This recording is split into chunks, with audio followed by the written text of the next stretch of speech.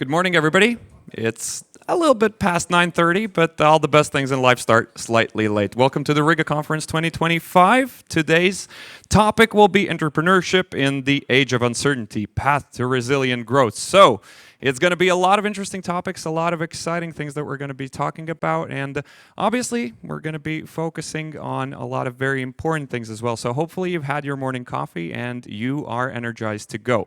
Anyhow, I think we need a few opening speakers to get us all rolling, to understand what are we talking about today, and maybe to give us some words of advice, what to listen out for. So, without further ado, let's kick it off with Professor Gundars Bērziņš, the Rector of the University of Latvia.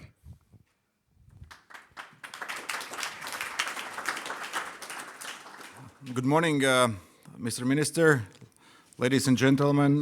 This is a great opportunity for us to talk about resilience, economy, and everything what takes state to be secure.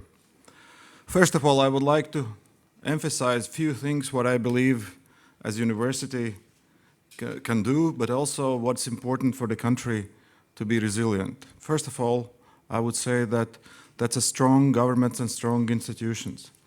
That's one of the basic backbones which makes our ability to keep processes running in difficult times. So resilience is basically strong governance and our nation's willingness to fight. That's a second one. How to make our country coherent society which is ready to say that country is needed to be defended, and we can use a lot of examples like late Roman Empire, which basically collapsed because nobody wanted to really fight for the country. They lost purpose. And if you lose purpose to fight, nothing can help. Second or third, I would say, is strong economy. Because in order to support willingness to fight, support society, support the needs of society, you need strong economy. And again, a strong economy is something you are going to talk today about. Strong economy depends on very many factors. But strong economy is just one thing. You need also strong technology. And technological advances is very important for two basic reasons. For economy to be adaptable to the changing world, you need two flexibilities. And I really would like you to stress these two flexibilities today in your discussions. First of all, is flexibility to change production amounts. Ability to produce much more if you need, and ability to produce less if you don't need. That's flexibility in demand. Second flexibility you need, flexibility in products. If suddenly you need to increase production of different materials for the needs of defense, we have to have flexibility to change our production lines to different products. It's interesting if you look on the history at the moment that one of the countries who had managed to do these two things is China. China has really supported, subsidized their production lines, so they have these two flexibilities in place to produce everything they need in huge quantities, so they subsidize civil production in the meantime. But they have got to have these two flexibilities. So in order for country to quickly change, you need this flexibility. The third thing what we need is strong alliances. Strong alliances is something, again, from the history, we can look easily to the history. Germany had strong economy. Germany had willingness to fight. They had a technology, but they didn't have allies. And basically, especially in late wars, they lost because they didn't have these allies. So we have to have strong allies to be willing to fight, strong economy to support systems, and we need alliances. In order for our alliances to work, we need one more very important thing, which is to create value for our partners. And the creation of value for our partners is something I would say we need to really think about how we can be valuable to the alliances we are in. And this is not an easy task. In a foreign policy, the principles of social exchange theory are there. The biggest power in any cooperation is for the person who doesn't want this cooperation in the least. So if you don't want to have cooperation, you have power in this particular cooperation. And that principle is there, and we need, again, to acknowledge that. So we have to create value for our partners to be with us. So a lot of tasks, a lot of things to do, a lot of things to discuss. My opening remarks were just to make sure that we have this kind of scientifically and university-like approach to discussion. We don't talk about emotions, we talk about facts, we talk about things which really create value for each of the participants in the talk. And remember that social cohesion, human attitude to defending country is something universities can provide. Universities can provide technological support, and especially the support of flexibilities I just talked about. So, dear colleagues, have a fruitful discussion. Look forward to find ways how to cooperate. Look forward to find ways how to add value to any cooperation you have. And then we can say that we are ready for the changing world, and we're ready to the particular situation we are in. Thank you very much for being here, and have a great discussion. Thank you, Mr. Bērziņš. Okay, and we're going to be cooperating with the opening remarks as well, because we have the next speaker giving his thoughts on the matter, and it's going to be the head of the board of the Latvian Transatlantic organization, Jānis Karlsbergs. Good morning. What a bright morning as well, having here on our 20th anniversary. And first, words of gratitude to Latvian University. Gundars, thank you so much for hosting us here and having this discussion. And Minister, very nice joining us here as well. It's 20th anniversary for Riga conference, and we are finally mature enough to move into the field of business. And what is even better is that this is coupled with science. And in my previous capacities, I have been a defense planner responsible for it. And it's like you're putting the capabilities, you're planning. Later, I was responsible for investments and procurements. And then I was thinking about those cloud movers, what you are planning about. Somebody must implement. Point is, today, here in West, basically, we have one problem.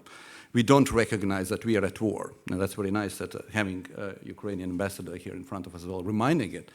We don't admit for good reasons, probably, but our opponent is at war. So what has changed? Battlefield definitely changed. And that at the moment is known by Ukrainians and, in fact, Russians as well. Our defense planning systems are still in old habit.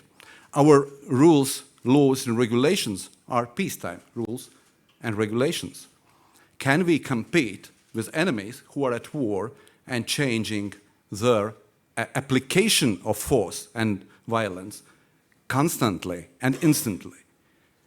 So I do think this kind of discussion we are kicking off from this year and hopefully for the next years, that we must not only get this feeling of urgency in our discussions and speeches, but having all of us together, and we're happy that as well Ministry of Defense will be joining later in here as well, that putting this triangle together where science, industry, and basically those who procure, and this is not in this world, not anymore defense, it's interiors, it's cyber, it's science as artificial intelligence is coming in. So we must really look in a wide scale and deliver it rapidly. And I know another problem would be that we are moving now, drones are attacking us. A problem would be, and here, in fact, this good joke in Ukraine when sometimes the word of Bayraktar was given to kids, because at that moment was such a good weapon. Then it disappeared. Now it reappears. So my word of caution is that if we are working for new solutions, we should not forget old capabilities as well. The reality on the battleground will be that we will need a lot of different instruments to fight the enemy. So this is kind of word of caution which we already once in our history realized when some of the countries get rid of their tanks. So again, this is something we need to contemplate, but move on and be ready to defeat enemy. So I wish really this first Riga Business Forum all success and that we could move to rapid decisions. So thank you very much for coming here. Thank you, Mr. Karlsbergs. Okay, now we're going to continue with the Minister of Foreign Affairs of the Republic of Latvia, Her Excellency Baiba Braže.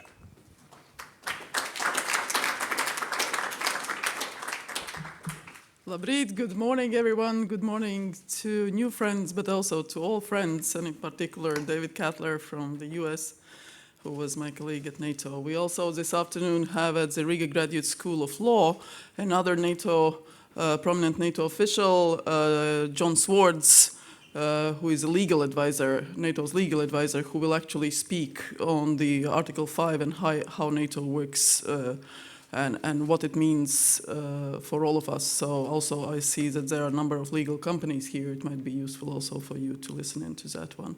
And then of course tomorrow we start with the conference proper. It only took 3 years of my constant asking to have a business forum at the Riga conference. But as Jānis said, the intention had been there for 20 years. So it's good that it's happening. And I'm happy that that it's taking place at my alma mater. To which I don't get back to as often as I would want. And that alma mater actually has changed, and really also the fact that conference itself will be happening there is quite significant. So for us in the government, there are 3 big priorities: security, economic growth, and I always say we want to have 5% for defense. We actually need the GDP from which to give those 5%, and preferably a growing GDP. And of course people in a wider sense, support of the society, involvement of society, whether it's through NGOs, whether it's through journalists, whether it's through understanding of society, of private sector, of what we all are trying to achieve. What we all are trying to achieve is pretty straightforward. As I said, the peace and security is enablement for anything else. There will be no economic growth, there will be no prosperity without peace security. That's why we take it very seriously. We take it as a matter of priority across the board in the government. So from one hand, cutting expenses across administration to devote more resources to defense, because as we all know, capabilities that we need are expensive. They are expensive, they are also taking time to get to, and that sort of planning and acquiring what we need actually could be more successful, I think, at the NATO level overall. So we work a lot nationally, enabling our defense industry, new branches, whether that's drones, whether that's various dual-use capabilities, whether it's researchers, whether it's design for various drones. So actually the Art Academy was involved in creating the Natrix, which is the unmanned drone on the ground. So there are various, again, societal gains from trying to devote more to security and defense. But in the same time, the key is, of course, the presence of the allies in Latvia, together with Latvian armed forces. So today we have 14 allies together with us here in Latvia, plus Americans and growing national armed force, all training together, all ready to defend from the first inch. We have a totally cloudless relationship with the US as the Baltics, and we work very closely with the US to make sure that that continues, so a full commitment from the allies. And plus, of course, we work a lot regionally, because the challenges for the Baltic Sea region they are quite unique, whether it's the sea itself, which is very shallow, very closed, very fragile. You won't find such a sea elsewhere, so protection in various ways, whether that's undersea infrastructure, whether it's actual coastal defense planning, whether it's the environmental aspect, so everything across the board. So joining NATO by Sweden and Finland was a big thing in terms of military planning and reinforcement and resupply and everything, but also in very practical cooperation matters with regard to undersea infrastructure, ability to communicate, to find from the first moment what is happening. And let me just say that since the moment when NATO put its Eastern Sentry, Baltic Sentry mission in the sea, no damage to undersea infrastructure has happened. So actually military presence matters. So that's one example. So we expect the same with the Eastern Sentry for the skies also to be happening, that there will be much less Russian willingness to test, whether it's Polish or Estonian or other skies with its drones or other provocations. And then on the economy, from one hand, Latvia is very successful. By Ernst & Young, we have been recognized as the most successful Baltic state in terms of investment attraction. We have the first large language model in the EU. So congrats to Tilde, congrats to all us all. We have a very successful quantum community. We have photonics. We have, there is a whole sort of large business, academic, science-enabled development. From other hand, there's constantly challenge. Are you secure when we go to foreign? Is that secure to invest? Is that blasting? Is that this and that? So my answer always to that is look at the sort of bond markets. I mean, whether it's Nordic Edge, whether it's Nordic Baltic, they are all reflecting actually a pretty stable growth. And then also on practical side, we see from our foreign investors here that more than 60% want to reinvest, continue reinvesting in Latvia. So those signs are very good. So maintaining that ease of doing business, reducing administrative burden, investing in the right branches, but in the same time also making sure that we invest in the education and release that potential of people that we have. And also a little bit more optimism, I think, from people like Jānis Petersons, our guru, pop guru. Don't laugh, it's very serious. Because the Foreign Investors Council actually has pointed out that a pessimistic sort of attitude in Latvia that is very much enabled by media is affecting also the businesses. So we need more people like you, Jānis. And also across the board, also to our media and other colleagues, Latvia is doing well. We are doing well, and I'm not saying just that because I'm a minister. When I look at all the parameters, it's all there. Talented people, easy to do business, beautiful country, great allies, bright future. So let's work together, deal with the challenges, trust ourselves, be self-confident, and invest in the education, in the right fields, and let's do it together. I thank you. Thank you to the Minister. Well, let's be more optimistic. The topics are going to be serious, but hopefully we're going to get some smiles during the day. Let's continue with the head of the Central Finance and Contracting Agency, Anita Krūmiņa.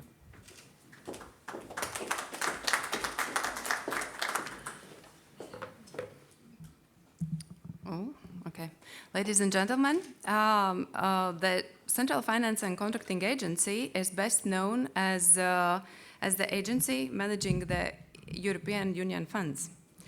But since 2022, we have taken a new role as the Latvia's Development Cooperation Agency.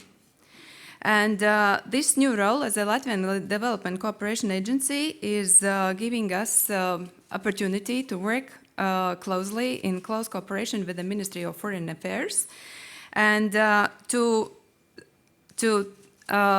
manage the projects, transferring the knowledge and know-how of Latvian institutions and Latvian companies beyond the European Union. Following Latvia's invasion of Ukraine, Latvia has made supporting Ukraine as a national priority. And last year, CFCA began administrating the state-funded aid projects supporting the reconstruction of Ukraine's educational and also health infrastructure. There have been also projects implemented which are aimed for psychological support for women and families who have suffered from, who have been affected by the war. And Latvia is also committed to Ukraine's European integration, and that's why we are very pleased that Latvian company Tilde has successfully implemented one of our support projects to support Ukrainian integration process in EU. And we really hope that this tool will play a vital role in Ukraine's EU accession process.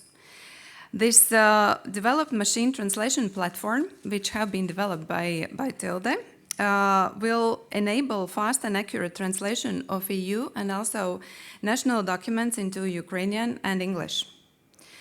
And looking ahead, we will continue our support activities together with the Ministry of Foreign Affairs. And also next year we will launch the support project for reconstruction of infrastructure both in Chernihiv and also of other support activities. And we will actively support in close cooperation, we will support the Ukraine's European integration process. Thank you.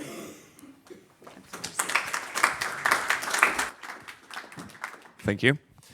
And we're continuing. We still have a few more speakers left to open this up. And we will be continuing with the before mentioned person who is also responsible for the QR code that you can see behind me. So if you want a live translation of whatever's happening here, you have to scan the code. But if you want to ask some questions about it, then you probably should turn to the CEO of the leading European AI-driven language technology company, Tilde, Mr. Artūrs Vasiļevskis, who is going to be giving us a word as well.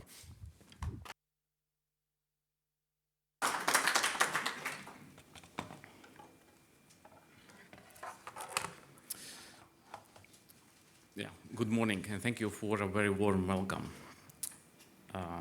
Your Excellency, Minister Baiba Braže, Your Excellency, Ambassador Anatolii, Kutsevol, distinguished guests, thousands through the moments of the history, moments of transformation, there has always come down to this one thing, communication.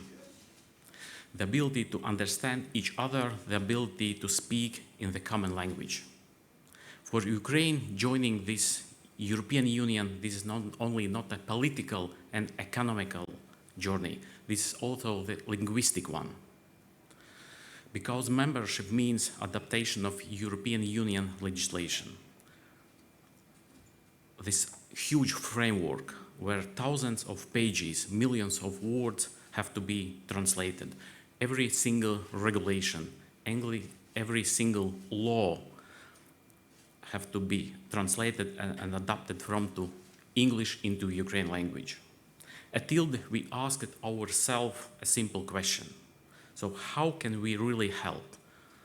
So what if the power of AI could transform this enormous challenge into this opportunity of speed, accuracy, and trust?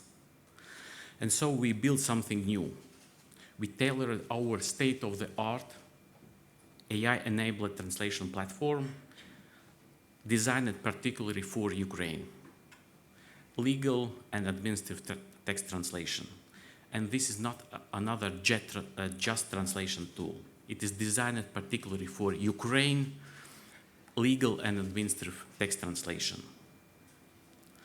The platform combines advanced AI technologies with the intelligent terminology management. And what does it mean at the simple? So it is consistent, reliable, and efficient multilingual communication tool between Ukraine and European Union institutions. A bridge of trust built word by word, where legal accuracy and the data security is at this platform foundation. Ladies and gentlemen, so this is the moment, the technology, this is about giving the Ukraine another tool AI tool which will help to speed up and to step in this European future faster, stronger, more affordable, and more connected. By doing these translations by hand, it could probably take years, even maybe a decades. So, and this, with this help of AI, we can truly speed up this process and have this cost-efficient approach. And today we are proud to take this first step where we symbolically handing over this solution, this AI-enabled solution to the Ukraine. At Tilde, we believe that language should not be a barrier. Language should be a bridge. And with this work, we hope to build this bridge that helps Ukraine to join European family sooner with the confidence and with the clarity. So, dear Excellency Ambassador, can you please accept this?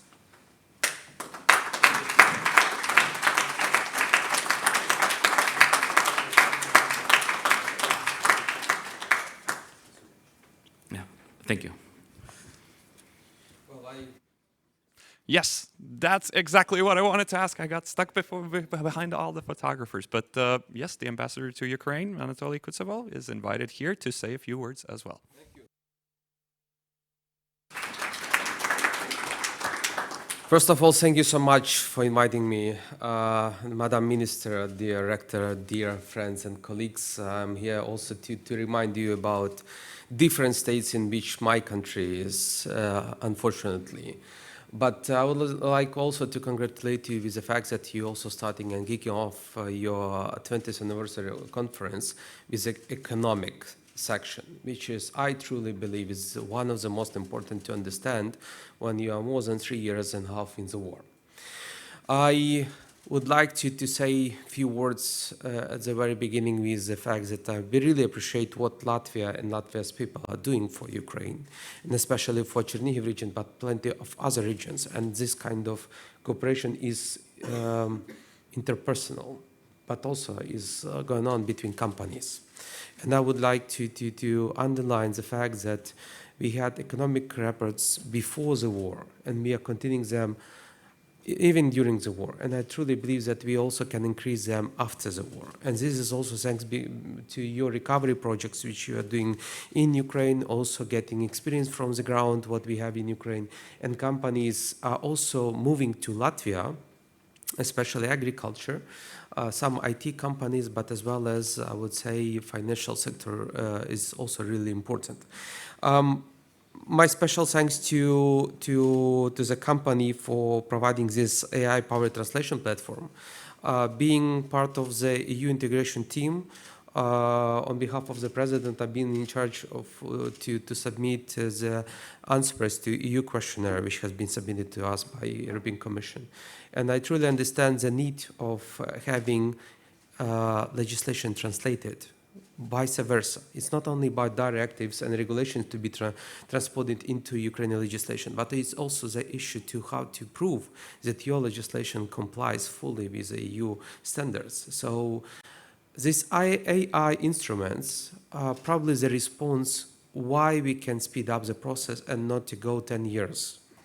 And this is also thanks to transporting it in legislation, but also showing to the partners and checking it through different instruments like legal expertise, court decisions, etc. So I truly appreciate it, and on behalf of the government of Ukraine, I'm really grateful, Mr. Vasiļevskis, for your company contribution, and we are really grateful to the Minister of Foreign Affairs for this grant. Dear friends and colleagues, the war, it's not only about military, it's about the companies which can support the budget.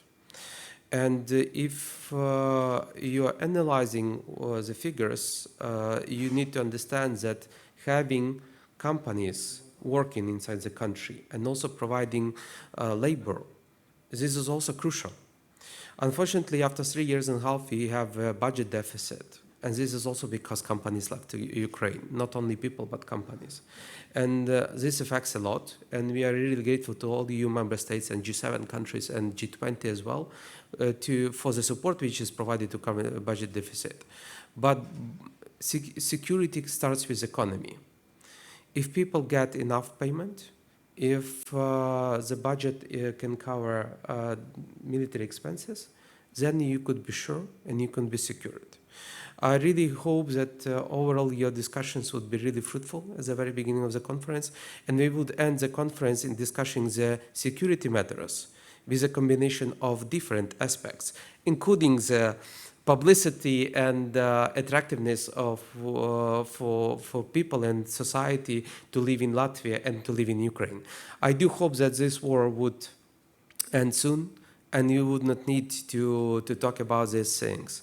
But the most important is to be prepared before anything. Really thank you to be here, and all the best for the conference. Thank you. Paldies. Thank you very much. And since the Riga conference is being organized in collaboration with the Ministry of Foreign Affairs, I would like to invite here back again Her Excellency Baiba Braže to open up the conference and give us a few more remarks. Okay, I actually didn't realize I had to speak again, so I won't say much. But just to say that on few words on Tilde, yes, Foreign Ministry finances quite a number of projects, mostly through development aid, but also other support projects, also diaspora projects. And we always try to bring in the business element because we trust, we believe in our companies, we know they are good. And Tilde is one such example, thorough work for years and years, more than 20 years now, that has been invested in making the language translation model perfect. And then, of course, support to Ukraine and across the board support for Ukraine. So I thank the companies who are here. I thank people who donate individually. And let's continue doing that. I mean, all this talk about fatigue or something, it's not true. We are not tired. Ukrainians are fighting. We are supporting, and we will continue supporting. So we are well off. We are not poor. We are a rich country, and we have to continue doing what we can across the board. So just to say, we are looking again. Yesterday we supported another project for the first time. Latvia will take a lead in a big NATO project in Ukraine to reconstruct and enlarge a military hospital in Ukraine, because the importance is not only to fight on the front, but actually to get the help, medical help, as soon as possible, and to rehabilitate so that people can go back. When I was in Odessa, I spoke to some of the soldiers in the military hospital there. And they said the hardest is to actually be in the hospital. They want to go back to fight, so they indeed want to be there. We want to help.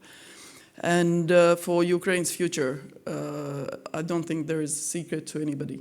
We do believe that when we speak of security guarantees for Ukraine, we actually think Ukraine itself is the best security guarantee. Strong armed force, high-level capabilities, fully integrated with the allies, with the future in NATO. The same on the EU.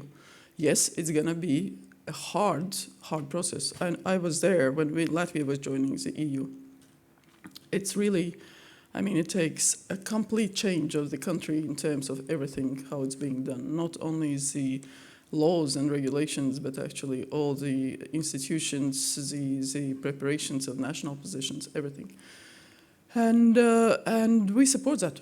We support that. Again, it's not a theoretical help, it's practical help. We have people on the ground there, but we also have lots of Ukrainian delegations from local governments to top governments coming here to literally talk and understand what's the best way to proceed. But also it involves political support, unblocking accession, start of accession negotiations. I hope that Hungary relents, and making sure that Ukraine can proceed in its own tempo, in its own integration process.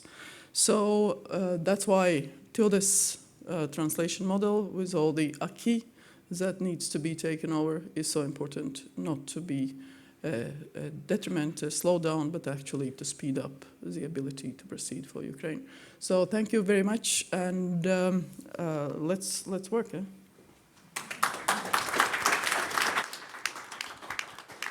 That's exactly right. Let's get to work because we want to start with our first panel. But before we do, a couple of admin things. So firstly, some of you have been worried about getting into the conference tomorrow.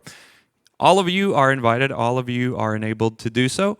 However, you will have to switch your registration cards tomorrow when you go for the bigger event. So please be kind and remember that you have to go through the registration yet again. The badges that you have for today will not be working tomorrow. Different levels of security in this case. That's the primary reason. As for the other thing, kind reminder about the QR code. So if you want to test out how Tilde's translation model works in real time, you can scan the code and have a listen, or have a look in this case, in how it works in this case. But we will start off with a panel, and we have some wonderful, amazing speakers ready for you who are going to be moderated as well. But before we introduce them, let me give you a little bit of context. What are we going to be speaking for the next hour or so? The intersection of geopolitics and business has never been more significant. Global shifts in security and international relations increasingly shape markets, trade, and investment strategies. Perspectives from defense, intelligence, and foreign policy highlight how businesses must account for evolving security environments, emerging power dynamics, and policy choices that influence economic resilience. This discussion will explore how leaders can navigate complexity, anticipate risks, and adapt strategies to ensure competitiveness and sustainable growth in an era of uncertainty. But we commence with some of our speakers who will be participating in the panel. I hope I will be pronouncing all of their names correctly, but let's kick it off with Dr. Juan Bartolome, State Secretary for the International Relations at the Argentinian Ministry of Defense. Hello, Mr. Now we are also going to have David Kattler, the former director of the Defense Counterintelligence and Security Agency from the United States. Yorgos Verdi, Policy Fellow with the European Power Program at the European Council of Foreign Relations. And Egita Poljanska, a partner at Outlast Fund, advisor to the Minister of Foreign Affairs of the Republic of Latvia, Baiba Braže, on startup and technology issues. And since I'm significantly out of my depth with the particular topic, we will have another moderator for this particular discussion, and it's going to be Dr. Kārlis Bukovskis, Director of the Latvian Institute of International Affairs and an Associate Professor at Riga Stradiņš University. Thank you. Oh, you hear me well. Good. We had already 7 speakers. We have 4 more excellent speakers, and I count Minister Braže twice, so each time is a separate speech. But I am honored to be here, and I'm very thankful to Lato and the Riga Conference for organizing this event and allowing me to moderate such wonderful and very knowledgeable experts. So, as being a political economist by training, I am especially eager to hear what the colleagues are about to be saying. So we agreed that you're going to have 5 minutes each for initial remarks. I'm going to follow up with my own question, and after we are in something like 30 minutes over with this section of the introductory remarks, I would be happy and really looking forward to your questions from the audience. So in this case, if in this case we can proceed. I would ask David if you could start with some more general remarks on geopolitics and how business is interacting in and acting in this current security and geopolitical environment. All right. Well, thank you very much. And I really appreciate the opportunity to return to Riga. This is the 8th day of my retirement. I'm proud. I've been dressed every day, and I actually traveled several hours away from home. My brain is not actually here fully, but I appreciate being here nonetheless. I'm probably going to pick up on one of the themes that the Ukrainian ambassador mentioned in his remarks and start by saying that I think we need to consider now that geopolitics isn't just background noise to business anymore. It really is the operating environment. Markets, supply chains, and investments are increasingly shaped by security developments, great power competition, and the policy choices that many nations are taking. You see Russia's war against Ukraine, Chinese economic coercion, cyber attacks versus critical infrastructure, all these things are now increasingly baked into the business climate. So from my perspective as a former government official, in fact, one that in my last post led the protection of the U.S.'s industrial base, both cleared industry and academia, and now advising businesses, what I would say to you is that we need to consider that risk is unavoidable, but resilience on the corporate level and the national level is a distinct competitive advantage. Companies that can anticipate that geopolitical struggle and embed security don't just adapt, they actually lead in the marketplace. So I'm pretty sure that Juan will speak to a similar theme, but I think that this isn't a regional story, it's really increasingly a global one. Here in Europe, the invasion of Ukraine reshaped energy markets overnight, and it also prompted a very dramatic surge in defense production across Europe and within the United States. In Asia, tensions over Taiwan have forced global companies to map out scenarios for supply chain disruption at an even greater scale. And in the Middle East, instability has repeatedly tested resilience of energy, finance, and shipping. So the big implication for business, again, I think, is that we need to treat geopolitics the same way businesses have traditionally treated currency fluctuations or significant regulatory shifts. We need to build then into our planning, model at the board level, and scenario test how regional disruptions might ripple through business operations. Now, I think Egede will probably emphasize entrepreneurial and investor perspectives. And I would tell you that as a reformed security officer, because we're accused of causing trouble all the time, security really can enable and not just be a brake on business, especially in the national security sector. It can actually accelerate the success of businesses if we work together properly. In security, we found that stronger and smarter processes actually reduce business friction and regulatory friction. We can improve trust, we can speed decisions. And I think, no doubt, the same logic applies not just to government, but also to business. Startups, then, that can demonstrate that they can protect data and secure data, have resilient supply chains and trusted people, are just simply more attractive to investors and to governments that are making decisions about who to contract with than those that can't. So please consider that, again, from my perspective, security is an overhead. It's a feature in this new and changing environment. Resilience is the differentiator. And together, if you have trust and resilience, you can actually turn those disruptive forces, your ability to manage them, into a business advantage. And I think we saw this during COVID. The companies that could maintain operations earned loyalty and investor confidence. And those that suffered from significantly disrupted supply chains, frankly, many of them just disappeared and went out of business. Now, for a dual-use company or defense tech firm, resilience is now a first question. Can you deliver under stress? Do you have secure access to your raw materials? Do you understand how your business operation would be affected if your personnel couldn't come into your workspace? If your subcontractors, your suppliers were unavailable to you? Do you have them? Do you not have them? And those that can do that will win. And finally, let me come back to leadership, because I think that's the element that's going to cut across all of this panel's perspectives. Leaders today operate in an environment of constant ambiguity and unpredictability. A sanction, a cyber attack, or a war can disrupt markets overnight. What distinguishes successful businesses and operations then is the clarity of purpose as well at the leadership level. Businesses, employees, the investors, and the partners all want to know what the companies stand for. What will the company help protect, and where will you take the company? So agility matters also. And I think in this context, then, it's the ability to pivot rapidly while staying anchored to your mission. Inclusive leadership matters to avoid blind spots, and credibility matters most, because in an uncertain world, trust, again, is the currency. So if I might offer one key takeaway, it's that geopolitics and business are no longer separate spheres. Geopolitics must be treated as a business variable. Security is not just protection, it's market access.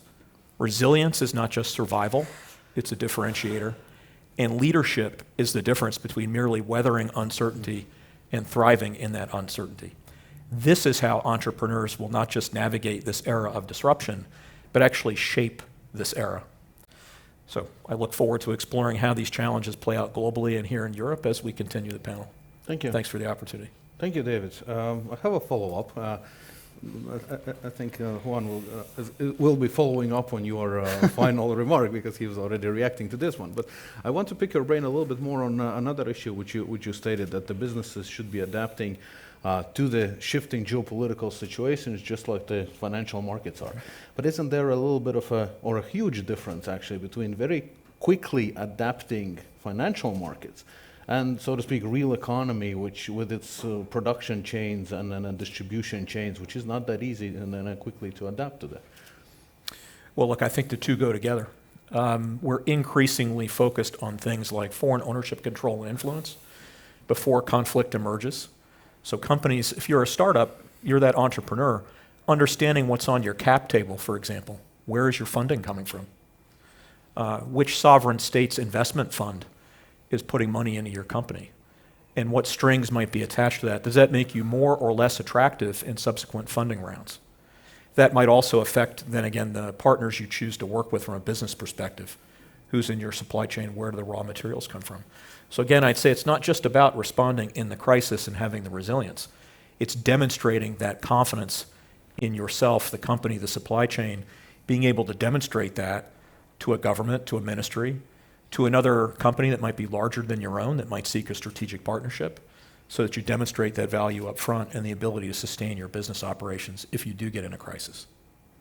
Thank you, David.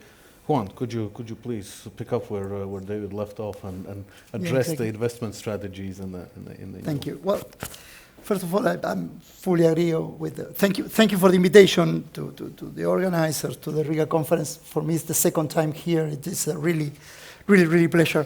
And let me say that you summarized quite well my ideas, and it was I'm glad I went first.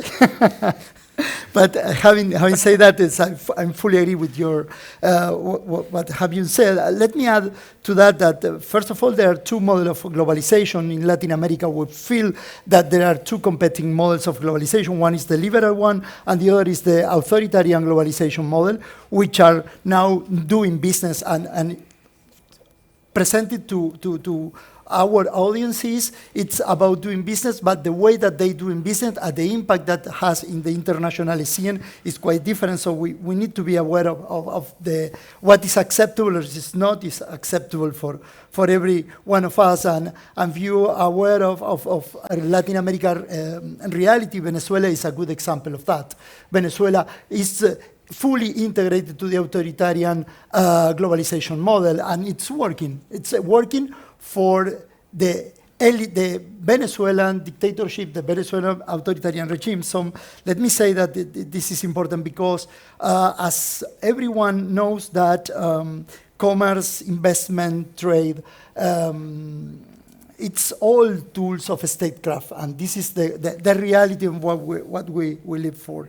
Now, the other issue is that as primarily natural resources produced, not only one, because in cyber domain and other domain like space domain, Latin America has the geography in our sites. Let me say that there is a reality that we all live in this era of weaponization of interdependence. So that creates the security environment that you previously said. So, and probably we are moving to a non-liberal globalization, and this is an incredible stressful for business who are used to do business exactly in a way that liberal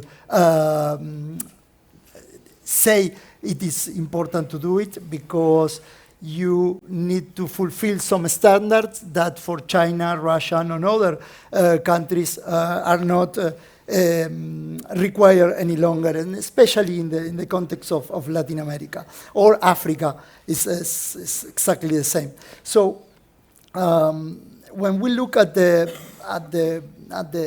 what I will say, the three not so new rules on doing business is the first one is you need to always understand the political reality of the countries or a region. For example, every people in Latin America, especially in Europe, because I've been talking about this, there is this romantic vision about how Latin America could be developed, And this romantic vision is no longer a reality in Latin America. Latin America is deeply divided. There is no functional Monroe Doctrine any longer. United States open space for Russia, Iran, India,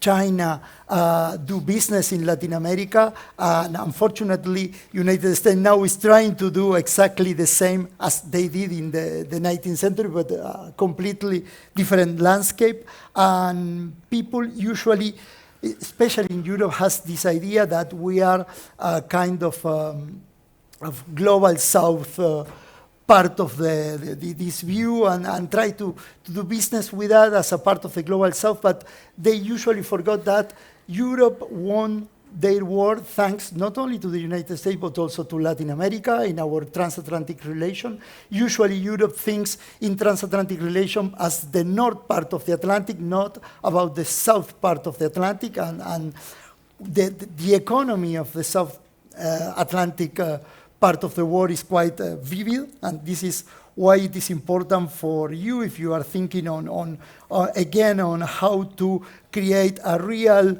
strategic autonomy, as Angela Merkel or Macron said. If European wants strategic autonomy, you should think on more frequently in Latin America. Asian's economy moved quickly to Latin America than Europeans want, and not only the Chinese, South Korean economy has a strong relation with Peru, with Chile. Japan is doing exactly the same with Brazil. Brazil is moving towards India, and this part of the Latin America think that the new business environment is related to BRICS, not to the Western world. That is going to be a huge opportunity lost if we consider that Europe could be in the brink of a new war. And when you will try to supply the necessities that you are going to have in this new environment, maybe Latin America is not going to be there because the Russian and China influence is larger than in previous eras. Other important things that already been mentioned, that's commerce, investment, everything is securitized. Everything could be used on dual use. This is the time of dual use.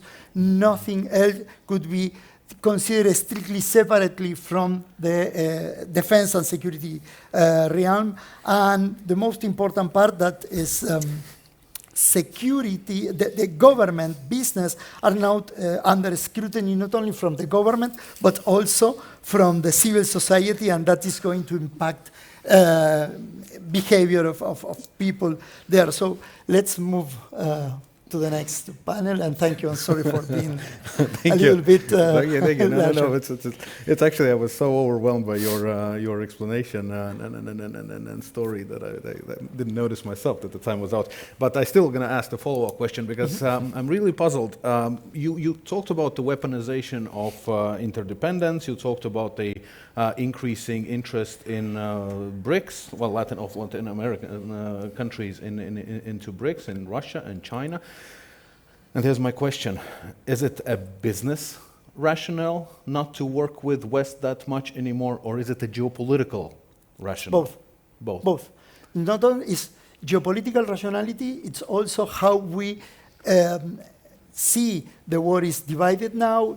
We have this, it is highly ideological, and there is a market opportunity for China. For example, when you look energy, food, and mineral, and critical mineral security, China is buying those, India is buying those. Europe get used to work or commerce with Russia, not with Latin America, and for Europeans has much more better sense to work with us or work with the United States than for Russia or even China. But again, and there is another problem. When you do business with Europe, not the United States, but Europe especially, they usually put you huge standards and everything. It's about European society, and the Chinese has a simple request. Can you give me this in my port at this time, at this hour? Yes, I can. So I don't care how you extract them. Just give me that, and I'm going to pay you. And this is not good, but it's a comfortable situation for Latin American countries because we do not like much Western scrutiny as we interpret that as a kind of hypocrisy and a kind of leverage the situation in favor of Europeans. Thank you. Thank you. It was a gloomy answer, but an honest one. Egit, I'm turning to you with hopes that there's going to be something also positive, and you're going to also point out to some of the opportunities that the startups have in this situation. Because as Minister Braže was mentioning in her remarks, the situation is not that bad. It's just that we're sometimes painting it gloomier than it is. So in this case, I am looking towards you with a glimpse of hope that you're going to say something positive, that, well, challenges is an opportunity. Chaos is a ladder, quoting some famous movie quotes. Sorry, exactly. That's what I was thinking. To open up, like, my whole experience, like my work experience is mostly with the startups, so entrepreneurs, but very specifically with technology startups. And yeah, when I was thinking, also hearing the opening speeches, we also had a small discussion about this positivity. I will have some positive things, but I think the general idea was like startups love problems. I don't know if that counts as positive thing. It does, yes. But they do. But it also comes, and maybe from my, let's say, opening remarks, I wanted to kind of go into the startup perspective and set the fundamentals maybe, and it's also helpful how to deal with all the challenges, because I think there were a lot of challenges already mentioned, and I think they're coming, when we look in the past, the challenges are always there. There are risks, there are uncertainty. I'm pretty sure that there will be something coming up as well that we cannot really predict. Some things we can, some we can't. What we can learn from the startup experience, so this is how startups operate. So they start with the problem. That's why I said they love problems. A couple of founders, they find a problem, they try to find a solution, usually, and they operate under a lot of risks, a lot of uncertain information. They're testing assumptions. You usually on the, let's say, media, you see the end result, which seems like a 24-hour success. What usually people don't see, there could be years of trial, experimenting, error, making like solution that actually doesn't work when you bring to the clients. Like I think 90% of the time, the first idea that the founders are doing when they actually bring it to the client, it doesn't work. So this is kind of the whole idea that testing, experimenting, and working with the risks and uncertainties is something that is a driving force for the innovation for the companies. And I think that's how I also kind of look at the risk and uncertainty from the more positive side. So of course, there's like a dual, let's say, nature. There's a, of course, threat if something arises, but then how we can use this threat and how we can use the situation to actually develop ourselves further. It's kind of mobilizing power to do something. I guess from the human nature as well, it is like if you're too comfortable with the place where you're at, you're not incentivized to really move forward. Like for myself as well, if I'm comfortable, honestly, I don't want to do anything new. But if there's a challenge, if there's something bothering me, that's how I will find a way how to make things better. A couple of maybe more practical examples that I was thinking, and I was also going through, let's say, along with the rest of the world. So the first one, of course, COVID pandemic. When it hit, like everyone, there's like threat everywhere. First of all, to the human health, to the human life. And then I think very quickly everyone realized that it trickles down also to the business. Not only to the businesses that are affected on a daily life, but also to different supply chains. Like I think you also mentioned, it kind of trickles down to everyone. And even for us, I used to work at a different company, then now it's like an early stage investor accelerator. We were also relying a lot on like a standard model, like on-premise program running in the locations. We were growing nicely. COVID hit. For some time, we were just stopped. Like nothing happened. We started rethinking, also going into the experimentation mode, moved online, changed the mindset, did a lot of errors. It still took a trial and error period because bringing something online, I think quality also matters, especially when we were working with the companies and businesses. But when we did it, and it's not only us, the rest of the world also actually changed the mindset. It's now we can see how that has affected us as a society, businesses, everyone is online, everyone can work remote. There are a lot more solutions that are adapted to the situation. Another example quickly is, artificial intelligence as such. But honestly, it's still, and this is the part where we are as investors going through, and it's completely changing not only this, let's say, startup ecosystem, because when like there was the first release of ChatGPT, OpenAI, everyone was like, it wasn't that was not the threat part. Actually, everyone was super excited. The threat came later when like a lot of startups realized that wipes out their businesses, that it can actually wipe out a lot of workplaces. And then it kind of, this is a very interesting process that we see as an investors as well, because a lot of startups adapted, created new businesses, but then came the next wave of the artificial intelligence that even opened up something more. For example, one of the most common examples mentioned now is Lovable. It's a Swedish company. They, I think, started working in 2024. They reached the unicorn status in less than 1 year. So it means they reached the 1 billion valuation. Usually it takes at least 7 years for companies. And usually we as investors also invest in like, there are rounds like every 12 to 18 months for a company. So we also think in the same way of how the financing goes. They, within this, I think less than a year, like 9 months or so, yeah, I'm finishing, they actually had 4 rounds. They have 4 financing rounds, so everything is changing and moving rapidly. And I had a third example, but I will not do that. That was more about the recent, let's say, full-scale invasion in defense tech industry, mil-tech industry, and cybersecurity and everything else, which also changed that industry. The innovations are coming in, and I think that also kind of trickles down to the general society realizing we have to change not only the businesses, it's actually to every one of us have to change the ways how we think about data security, privacy. So final concluding thought, I think with this, I'm thinking this is more like there will be crisis, but I think it's for us developing a method how we can overcome them. I get it. Thank you so much. I will immediately go on from there because my question was to you. I stated it in a more complicated way, but as you said that there's the third point that you wanted to raise anyways, and it kind of overlaps, is we have been experiencing in Europe, in the US, and the rest of the world, we have experiencing different types of hybrid warfare, examples of hybrid warfare, and we're defending ourselves against them. So there's a question.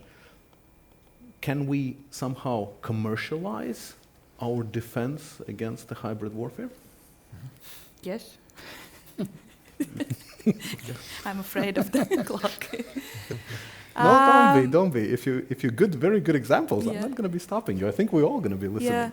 Yeah. No, maybe not very specific, but examples. But I used to, again, my previous company, I used to work, let's say, with cybersecurity companies, with startup cybersecurity companies. That was a bit after COVID, but a couple, 3-4 years ago, let's say. And I remember working with them, and they build solutions for different types of cybersecurity, like industry, for enterprises, for SMEs, from different angles, whatever is needed, like vulnerability testing, like attack and defense and things like that. And they can also sell to governments, to enterprises. And so the easy answer is yes. I think maybe with an example that it's not really, I guess, answering your question, but I wanted to kind of continue my previous thought, and maybe that also goes to the commercialization. Now I see that finally, like for example, a couple of years ago, cybersecurity companies selling to the small and medium-sized market, like the middle part, they were struggling. Like everyone could sell to enterprises, to governments, small and medium market, like let's say the regular, not always startup businesses, but they're small enough. They never thought that they are a threat. They could be a threat. They didn't know that they could be a victim because they thought they're small enough. No one cares. Like, why should I actually think about the cybersecurity, what that actually means? In the recent years, I think that has completely changed because we see how that's overarching everything. Everyone can need to think about the data privacy, data security, how you operate with the data, because I think in the cybersecurity, the biggest threat actually, well, is a human at the end of the day. And sometimes, especially those who are not paying that much attention because they think it will not affect us, me, because I'm not, let's say, important enough, that's the most vulnerable part. Yeah. And I think that's the part where it definitely could be commercialized by serving that market and also educating and making, let's say, all of us more secure. Thank you, Agita. Georgas, Agita's phrase that human is the biggest threat in cybersecurity, which is an interesting way how to put it, but it's absolutely not incorrect. European digital sovereignty, cybersecurity.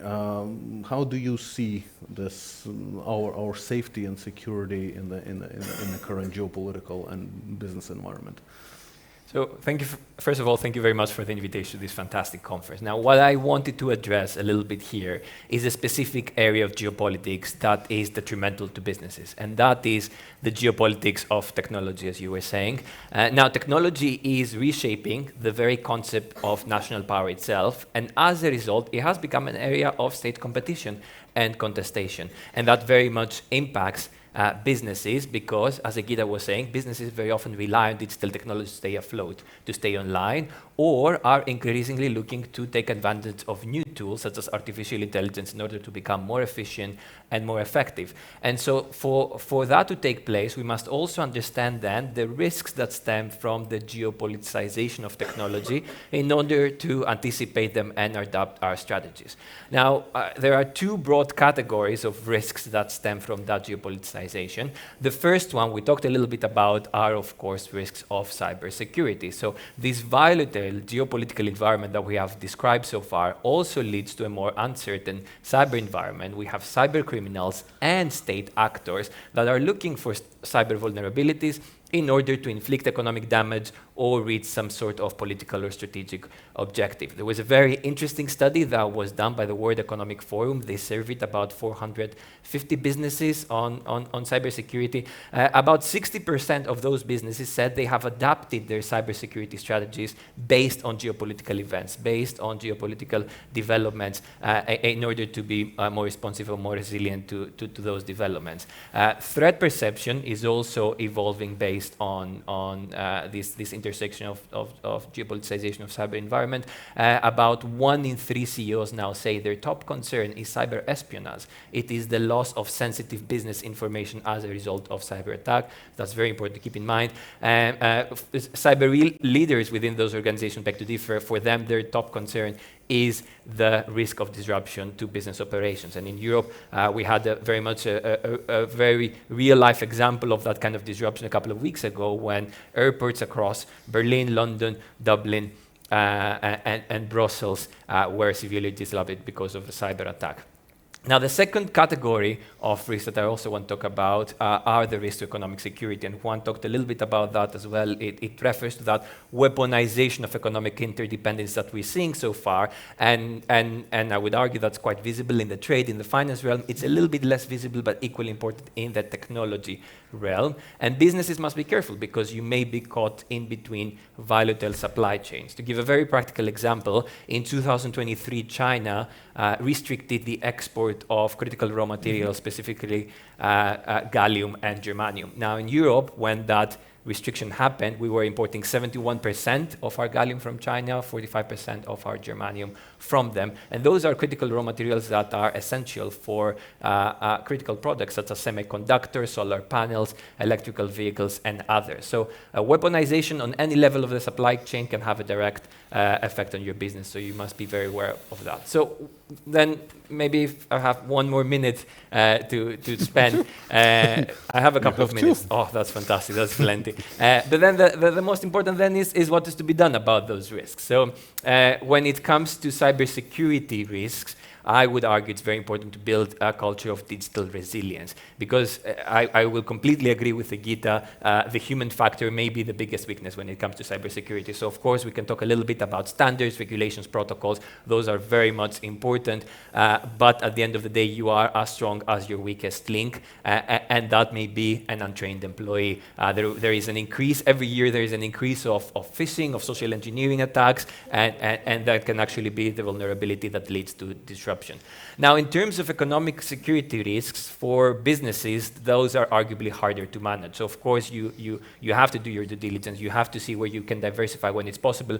But very often you are faced with choke points that simply you cannot surpass, or that it's not very cost effective to diversify. I think that also merits a response from states. So states have a role to build that industrial capacity, to offer alternatives that are resilient to companies when that's needed. And that in Europe has kickstarted a conversation about so-called technological autonomy, technological sovereignty. Now we can speak a lot about what that means. I definitely would argue that shouldn't mean protectionism, but it should mean, and it should kickstart a conversation about how we invest in those critical capabilities that we need in order to stay resilient. And that leads me actually to connect a little bit with Egita, because I think that also creates a very important opportunity for your businesses. European member states are becoming increasingly more interested in slashing red tape, in mobilizing public investments, in talking to private investors and seeing how they can mobilize their own funds. They are becoming more interested in unleashing that innovation capacity, and again, that creates many opportunities. Just to give a very specific example, the European Commission, because of that weaponization, because of those dependencies, decided to mobilize about 50 billion euros in artificial intelligence development and diffusion through the Invest AI Fund. We just heard a fantastic AI company do a great presentation here. This is a very concrete opportunity that you can take advantage of and benefit from. And I will stop here. Thank you. Thank you so much. A gloomy question from my side, actually, because and it also goes even back to what Rector Bērziņš was pointing out about China's rise. And then we were shortly discussing that it's also partly due to China stealing technology, which is not a new thing. It has been happening throughout the history all the time. Well, Soviet Union was stealing Western technologies as well, especially in the 80s. But so my main question is, because you at one point you said that protectionism is not a solution. Yeah. So here's my provocative question. Why it is not? If China is doing that, if China is restricting, then why can't Europe do the same thing, or America do the same thing? Sure, I would completely agree with you. I mean, that statement requires some nuance that I will attempt to give here. But I do agree that when it comes to, again, issues of cybersecurity, when it comes to issues of data integrity, when it comes to some of our most critical businesses, we must be able to protect them as well, in the sense that we put some safeguards that allow, at the end of the day, for fair competition. So one example here is Europe holds a very critical asset when it comes to the semiconductor value chain, that is ASML. We essentially hold a monopoly in the machines that are used to manufacture chips. ASML has been faced with numerous cyber attacks that are probably targeting its sensitive information, its technology, that there are probably state actors out there that are looking for its secrets in order to be able to copy its technology. That is a specific instance where we must be able to protect those critical assets and make sure that cyber espionage and that loss of sensitive information doesn't take place. What I'm referring to as sort of protection that shouldn't take place is in the sense of competitiveness. So our digital sovereignty shouldn't be built on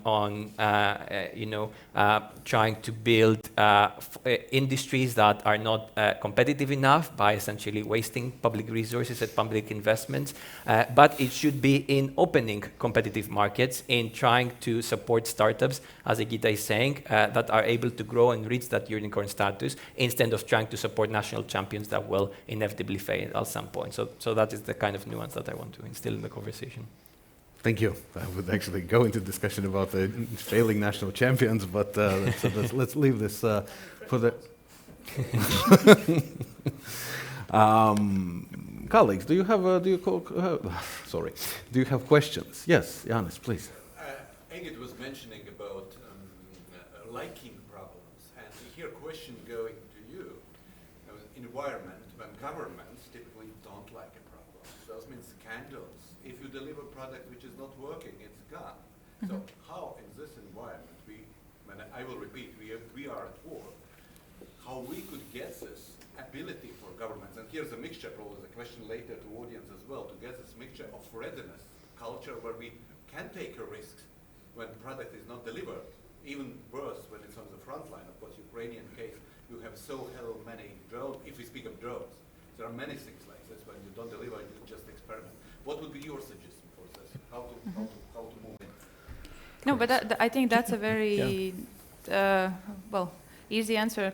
Don't call them problems, call them challenges and opportunities, but that's a joke.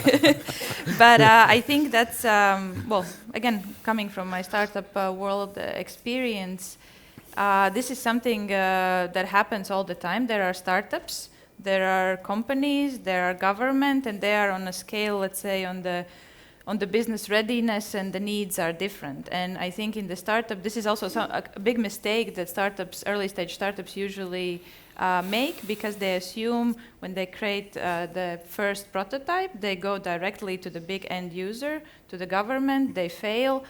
They are unhappy because they don't understand how government works. Government is unhappy because they didn't get the product. It doesn't work. I think the kind of challenge would be to understand from both sides that there is a middle way and there is a process how to actually work with it.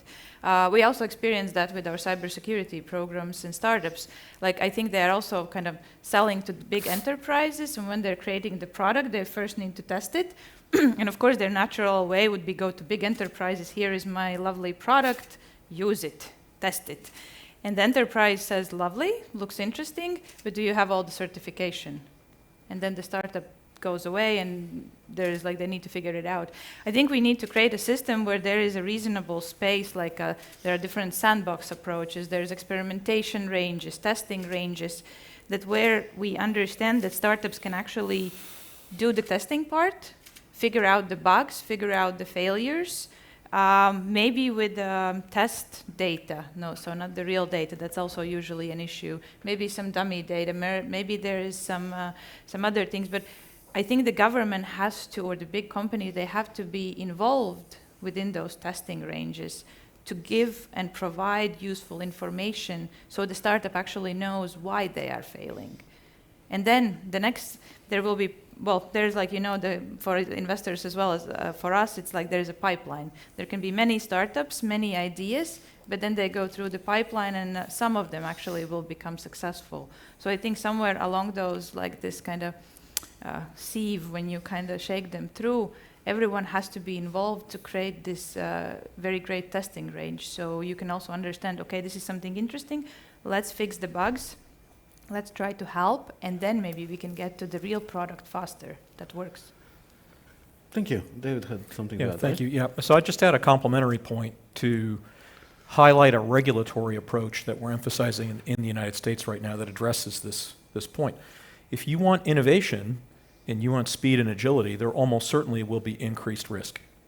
So what we're doing now from a regulatory perspective is to take smaller bites in those contracts, in those problems. So you see the big problem, and then we use a contracting authority, especially at the Pentagon, but now out of the Pentagon also, where the competitors solve a smaller problem, usually over the course of a year, 6 months on this contract. If the winner is successful in delivering that MVP or the prototype, then they have a second option with no competition to continue to full production. If they fail, fine, they go away.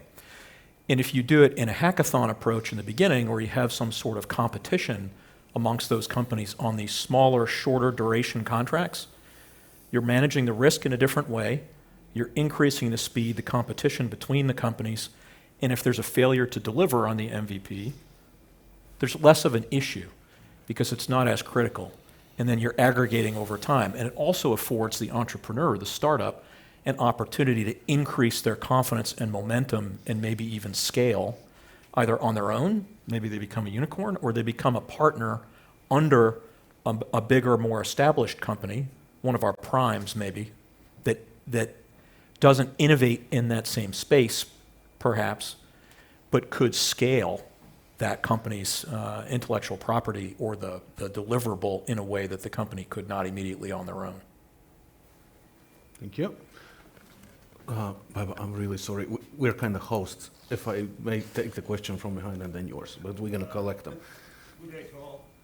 I have combined questions.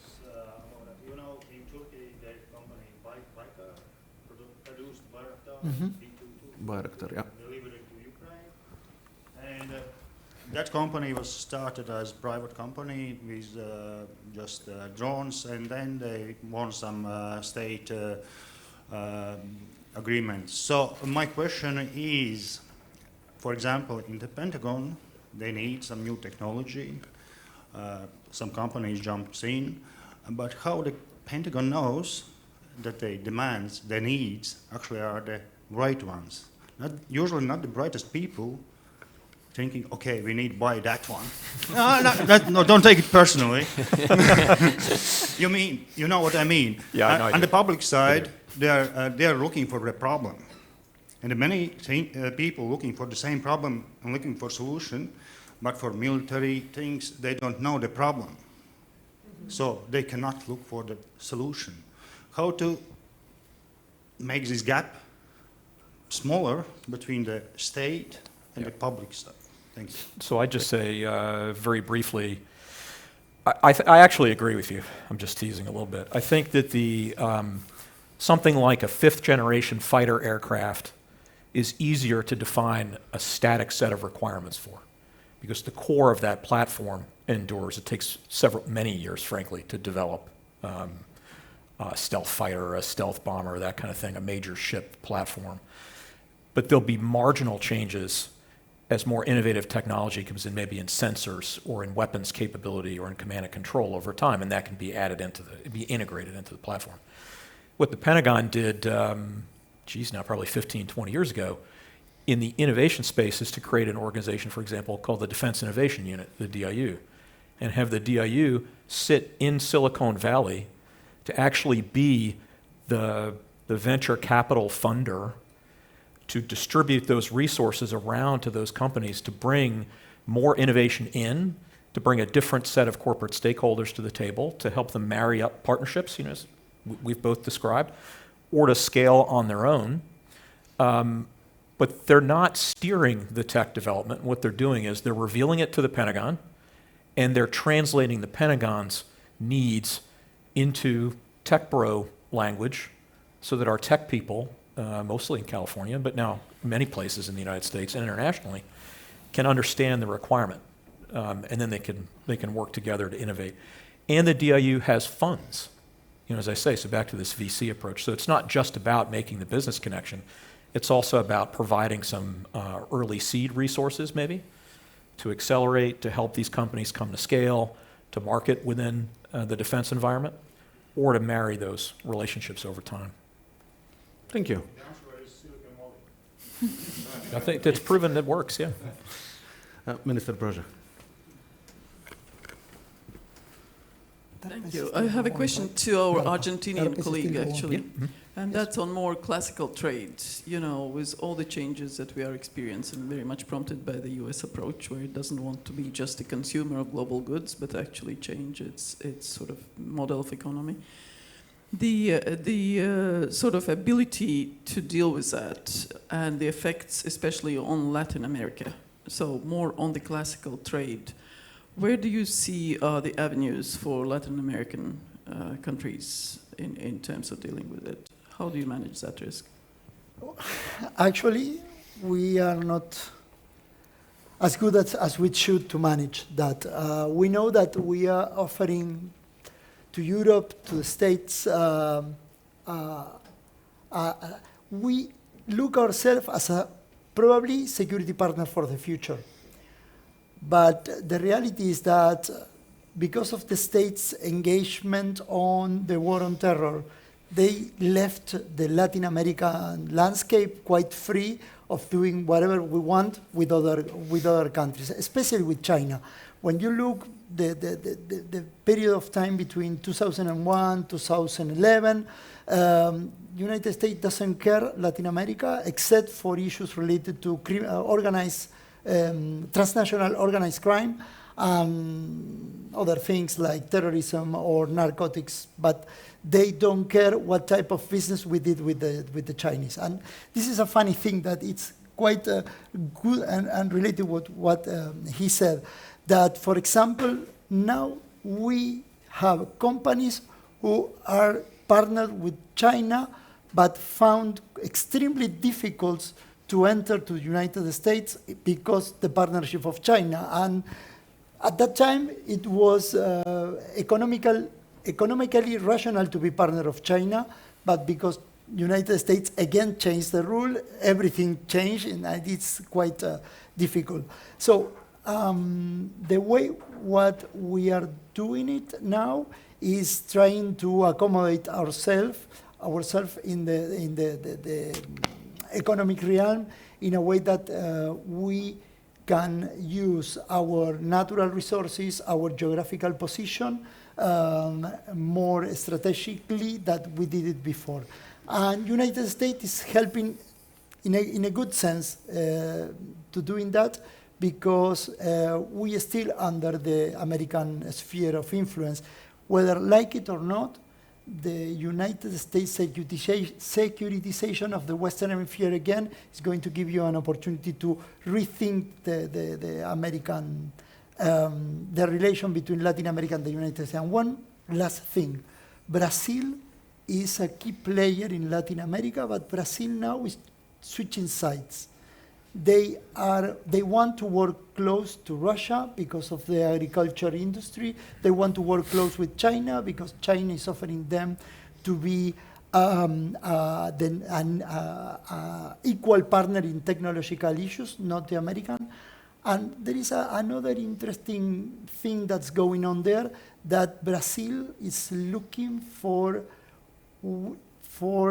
being able to be the next nuclear power in the Western Hemisphere. And that is not going to help. Yes, they want to. They really want to. And this is going to change the Western Hemisphere landscape. Thank you, Juan. Very positive. Colleagues, do we have one more question? Because we need to start wrapping up slowly. Okay, I'm going to ask then, if there is no one, in order to wrap this all up. And I'm picking up from Juan where we left off on this gloomy remark. So, but going back to the business and geopolitical environment. So, in very few words, all of you, how do you see how the global economy, global finance, geopolitics will look like in the next 10 years? Okay, because businesses usually want to know how the future is and how to make money off of that. So in this case, let's maybe try to project something. Happy statement. So think in Latin America as an opportunity, because it's a game changer. It was in the First and the Second World War. It could be now. So, but United States is a different case because they are now engaging with Latin America more deeply. But when you see Marco Rubio has a Latin roots. So it's a. Yeah. But for Europe should remember what they did in the First and the Second World War, and it was successful. So a happy answer to you is re-engage with Latin America. Think in Latin America strategically, because we can help you with the European strategic autonomy. Thank you. I like positive things. David. I think the trend, the pendulum swing a little bit away from globalization and all of the promises of 20 or 30 years ago towards more sovereign capability is an important one to look at as we project out for the next 10 to 15 to 20 years, and consider that I think unwinding globalization is impossible and should not be done, and yet there is an increasing demand for sovereign capability, to have that assurance that you have that supply chain, you have that control, you have that transparency and authoritativeness in the pedigree of the company, the workflow, the IP and the raw materials, with codependencies or interdependencies mapped and identified so that if there is risk in that, it's understood and accepted. So I think companies have to be able to demonstrate a different level of transparency and think differently about the way they organize and operate on an international scale. Thank you. Good. Well, essentially, we've moved past a rules-based world order into a power-based world order, and I don't see that changing in the next 10 years. So then businesses, what that means for them concretely is they should take a very close look at their supply chain and see how the powerful might be interested in any of those parts. And that is both a risk, again, because as we said, that may be that a critical part may be cyber attacked, the critical part may be weaponized, but it's also an opportunity. And what I really want to stress here is businesses must not be viewed as passive actors in this geopolitical environment. They can actively shape it, but they need to engage with policymakers. They need to engage both here in Riga and in Brussels when it comes to European companies with the centers of power and provide that valuable information. There was this question, and I will close with that, how can policymakers actually know what they need? And businesses must play a very critical role with that. So I invite you all to send a letter to your local policymakers, send a letter to Brussels and say, here's what I think you need, here's how my business can help with the geopolitical goals that you have in mind. To rephrase that, communication is the key. Egita, please. 10 years, that's a good question, because when I think 10 years back, I would never predicted this. So I guess the first answer is I truly don't know, but I really want to be surprised positively, hopefully. I would also like to complement what previously was said, and especially about the partnerships, and coming also to the question that was asked. I think I really hope we will find a way how early stage businesses, innovative technologies can very quickly go through the testing environment and actually benefit all of us, let's say the wider society, because it's completely fair that they cannot be just implemented right now. But I think, and I think it was also mentioned in the opening speech, is the speed and urgency. And I think this is something that we need to figure out how we can actually execute with speed and urgency. Thank you. Thank you so much.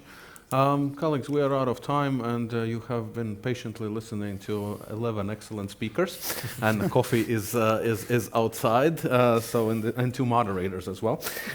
So coffee is outside, and I don't want to be infringing anymore on that, and we can continue the discussions with the coffee. A round of applause to a wonderful, wonderful panel.